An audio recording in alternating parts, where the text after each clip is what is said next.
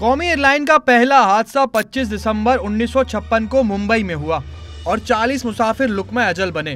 दूसरा तैयारा 1 जुलाई 1957 को ढाका में गिरा। इस हादसे में भी 40 मुसाफिर अब्दी सफर पर रवाना हो गए। तीसरा हादसा दिल्ली में 15 मई 1958 को हुआ, जहां जहाज उड़ान भरते ही गिर गया। हादसे में 38 लोग मारे गए। एक ही साल बाद 18 मई 1959 को लाहौर में जहाज क्रैश हुआ और 41 जानें ज़ाया हुई। 25 जून 1964 को ढाका में पीआईए तैयारे के दोनों पर टूट गए। जहाज गिरने से 26 मुसाफिर मौत के मुंह में चले गए। 26 मार्च 1965 में चट्टागोंग एयरपोर्ट पर तैयारा गिरा। 119 अफराद जाँ बहक हुए और 6 जख्मी हुए। 2 फरवरी 1966 में ईंधन खत्म होने के बायस ढाका में गिरने वाले तैयारे में 21 मुसाफिर जाँ बहक हुए। 8 दिसंबर 1972 को गिलगित में तैयारा पहाड़ से टकराया और 22 मुसाफिर लुक़्मा अजल बने। 26 नवंबर 1976 को बोइंग 707 सऊदी अरब के पहाड़ों पर गिरा। 156 मुसाफिरों में से कोई ना बचा।